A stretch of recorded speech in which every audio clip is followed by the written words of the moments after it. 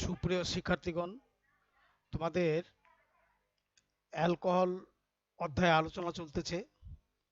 Alcohol অধ্যায়ে বেশ কয়েকটি ভিডিও আমি তোমাদের সামনে দিয়েছি। কমপক্ষে 5টা থেকে 6টা ভিডিও আপলোড করা হয়েছে। আজকে যে বিষয়টা আলোচনা করব সেটা হচ্ছে মনোহাইড্রিক অ্যালকোহল যে 3 প্রকার, প্রাইমারি, সেকেন্ডারি, টারশিয়ারি, এবং তাদেরকে কিভাবে শনাক্তকরণ করা যাবে, এই অ্যালকোহল তিনটাকে, মনোহাইড্রিক অ্যালকোহলের 3 প্রকারটাকে আইডেন্টিফিকেশন করা যাবে, সে সম্পর্কে আলোচনা করব। তো আলোচনা করার আগে আমরা এইরকম যদি একটা চিত্র দেখি যে যে কার্বনের কাছে OH সংযুক্ত হয়ে আছে, এখানেও কার্বনের কাছে OH সংযুক্ত, এখানেও কার্বনের কাছে একটি করে OH সংযুক্ত করে আছে। এই তিনটাই মনোহাইড্রিক অ্যালকোহল। তবে এই কার্বনের কাছে যদি একটা কার্বন এবং দুটা হাইড্রোজেন থাকে, তখন এটা হয়ে যাবে 1 ডিগ্রি অ্যালকোহল, প্রাইমারি অ্যালকোহল।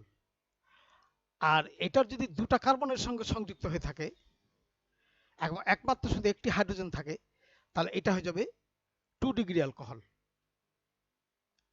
এই অবস্থা যেখানে অবস্থান করুক না কেন, ওটা 2 ডিগ্রি হবে, অর্থাৎ সেকেন্ডারি। আর এই মনোহাইড্রিক অ্যালকোহলে যদি 3 পার্শ্বে 3টা কার্বন থাকে, হাইড্রোজেন সেখানে যদি না থাকে, এই অবস্থা যদি আমরা অ্যালকোহলটা দেখি, তখন সেটা হয়ে যাবে 3 ডিগ্রি অ্যালকোহল, মনোহাইড্রিকের টারশিয়ারি অ্যালকোহল। তো আমরা যদি এই অ্যালকোহলকে জারণ করি জায়মান অক্সিজেন, একেও জারণ করব জায়মান অক্সিজেনের দ্বারা, একেও জারণ করব জায়মান অক্সিজেনের দ্বারা, অর্থাৎ 1 degree, 1 degree, 2 degree, 3 degree alcohols are reduced with the help of strong reducing agent. Strong reducing agent হতে পারে অ্যাসিডীয় পটাশিয়াম ডাইক্রোমেট, অ্যাসিডীয় পটাশিয়াম পারম্যাঙ্গানেট। এগুলো স্ট্রং অক্সিডাইজিং এজেন্ট। এরা অক্সিজেন সরবরাহ করে এই বস্তুটাকে জারিত করে দেয়। অর্থাৎ আমরা জানি edition of oxygen is oxidation process. তো এখানে ওই রিডিউসিং অক্সিডাইজিং এজেন্টগুলো, সেগুলো পটাশিয়াম পারম্যাঙ্গানেট হতে পারে, অ্যাসিডীয় পটাশিয়াম পারম্যাঙ্গানেট,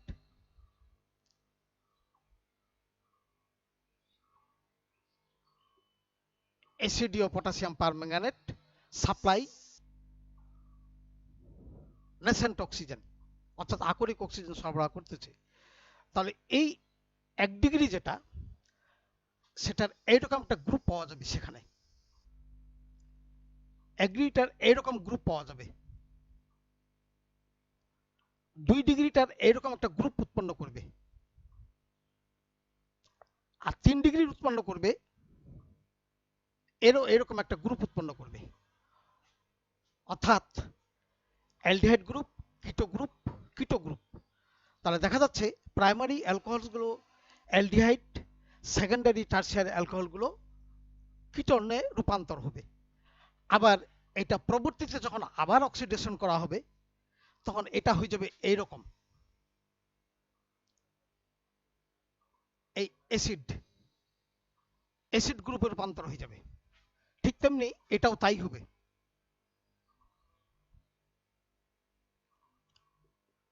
জৈব অ্যাসিডে রূপান্তর হবে। অনুরূপভাবে এটাও তাই।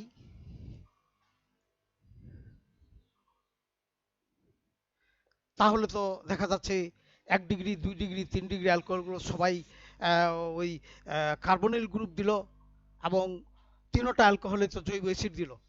তাহলে কি করে বুঝবো এই 1 ডিগ্রি, 2 ডিগ্রি, 3 ডিগ্রি অ্যালকোহলগুলো কোনটা কিরকম? শুধু একটা পার্থক্য এখানে বোঝা যাচ্ছে যে প্রাইমারি অ্যালকোহলগুলো অ্যালডিহাইড দিল, আর সেকেন্ডারি এবং টারশিয়ারি অ্যালকোহলগুলো কিটন গ্রুপ উৎপন্ন করলো। কারণ এটা হলো কিটন, এটা হলো কিটোমূলক, এটা হলো অ্যালডিহাইডমূলক। কিন্তু আরেকটা সিমিলারিটি দেখা যাচ্ছে যে প্রত্যেকটা অ্যালকোহলই জৈব অ্যাসিড দিয়েছে। এখন আমরা এই কার্বনের ব্যাপারগুলো হিসাব করি। এখানে কার্বন আছে 2টা, এখানেও কার্বন থাকবে দুটা, এখানেও কার্বন থাকবে দুটা। অর্থাৎ প্রাইমারি অ্যালকোহলগুলো অ্যালডিহাইড এবং জৈব অ্যাসিডে রূপান্তর হওয়ার সময় the number of carbon remain unchanged, কার্বনের পরিমাণগুলো কোনো পরিবর্তন হবে না।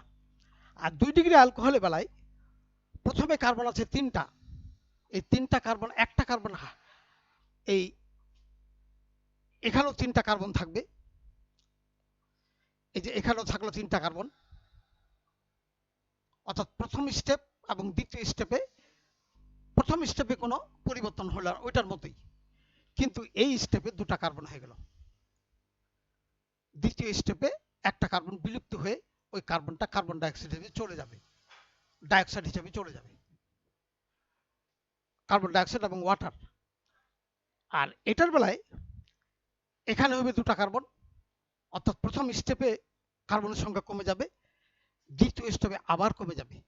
অর্থাৎ প্রথম স্টেপ যদি 4টা থাকে, দ্বিতীয় স্টেপ হয়ে যাবে 3টা, এবং তৃতীয় স্টেপে ফাইনাল স্টেপ হয়ে যাবে 2টা। তাহলে 1 ডিগ্রি প্রাইমারি অ্যালকোহলগুলোর জারণ করলে তার কার্বনের পরিমাণগুলো যা থাকবে, বিক্রিয়কের যত কার্বনের পরিমাণ থাকবে, ফাইনালি ততগুলো কার্বনের পরিমাণ থাকবে।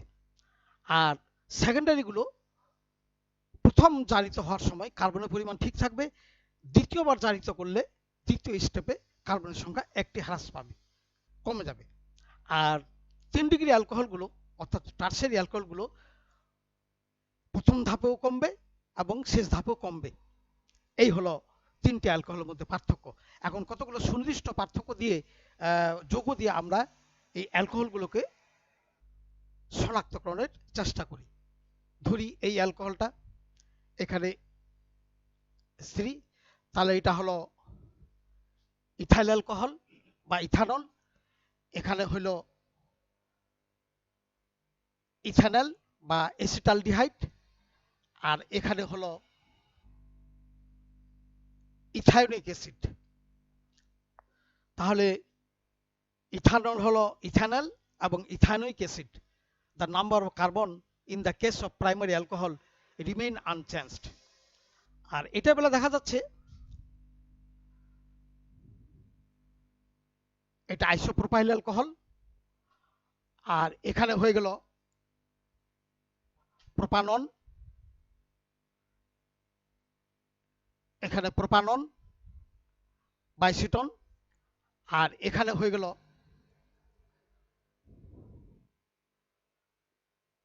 ইথায়োনিক অ্যাসিড। আর বাকিটা কার্বন এবং ওয়াটার গুলো চলে গেল, ওটা প্রোডাক্ট আমাদের দেখার বিষয় না। আর এটার বেলায় এটা ছিল টারশারি বিউটানল, এখানে হয়ে গেল প্রোপানন বা কিটন, আর এখানে হলো ইথায়োনিক অ্যাসিড, আর এদিকে কার্বন ডাইঅক্সাইড এবং ওয়াটার। তাহলে দেখা যাচ্ছে এইভাবে আমরা মনোহাইড্রিক অ্যালকোহলগুলো জারণ পদ্ধতির মাধ্যমে আমরা তাদেরকে শনাক্তকরণ করতে পারি। তাহলে জেনারেলি আমরা লিখতে পারি, যেমন এখানে দেখা গেল ইথাইল অ্যালকোহল হলো ইথাইলডিহাইড এবং ইথায়োনিক অ্যাসিড, আইসোপ্রোপাইল অ্যালকোহল হইল প্রোপানন এবং পরে ইথায়োনিক অ্যাসিড, আর টারশারি বিউটানল হইল প্রোপানন অথবা ইথায়োনিক অ্যাসিড। অর্থাৎ 3 ডিগ্রি অ্যালকোহলগুলো প্রত্যেকটা স্টেপে একটা করে কার্বন কমতে থাকবে, আর সেকেন্ডারি অ্যালকোহলগুলো শেষের স্টেপে কার্বনের সংখ্যা কমবে, আর প্রাইমারি অ্যালকোহলগুলো কার্বনের পরিমাণটা প্রথমে যা দিয়ে শুরু করা হবে শেষ পর্যন্ত কার্বনের পরিমাণগুলো কোনো পরিবর্তন হবে না। আবার এই পদ্ধতিগুলো জেনারেল ভাবে আমরা সাধারণভাবে লিখতে পারি এইভাবে,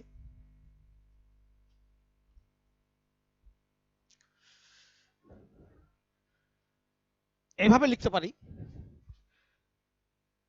প্রাইমারি অ্যালকোহল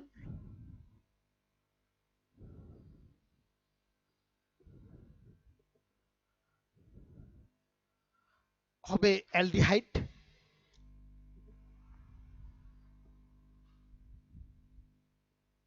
অ্যালডিহাইড, তারপর হবে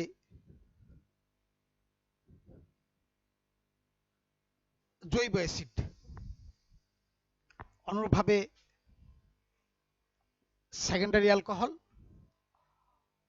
হবে কিটন, তারপর হবে জৈব অ্যাসিড। অন্যভাবে 3 ডিগ্রি অ্যালকোহলগুলো হবে কিটন এবং পরে হবে জৈব অ্যাসিড, এবং এই কাজগুলো সম্পাদন করা হবে potassium permanganate acidic acidic potassium permanganate অথবা অ্যাসিডিক পটাশিয়াম ডাইক্রোমেট দ্বারা, যারা জায়মান অক্সিজেন সরবরাহ করবে। অর্থাৎ এগুলো হলো strong reducing agent. With the help of strong reducing agent, as for example acidic potassium permanganate or acidic potassium dichromate, these strong acidic oxidizing agent, all primary alcohols are reduced first step aldehyde and then organic acid, and all secondary alcohols first reduced into ketone and then organic acid, and all tertiary alcohols first step ketone and third step or second step or final step will be organic acid. In this case, all tertiary alcohols, their number of carbon reduced in every step, and in the case of secondary alcohol, number of carbon reduced at the final step. But all primary alcohols, the number of carbon remain unchanged overall the process. This is the main identification of monohydrate alcohols like primary, secondary, tertiary alcohol with the help of strong oxidizing agent. এইভাবে আমরা বলতে পারি ethyl alcohol, methyl alcohol, propyl alcohol, butyl alcohol, all primary alcohols are first oxidized into their respective aldehyde, then last of their respective acid, and secondary alcohol, as for example isopropyl, isobutyl, isopentyl, they are reduced into their respective ketone and final organic acid. In final state, the number of carbon decreases, and in the case of tertiary butyl alcohol, tertiary pentyl alcohol, or tertiary hexyl alcohol, with the help of strong acidic reducing agent, first converted into ketone and then organic acid. Every stage, the number of carbon also deduct but reduced. This is the identification of primary, secondary, and tertiary alcohol with the help of strong oxidizing agent. And তোমাদের সকলকে ধন্যবাদ। Thanks for all.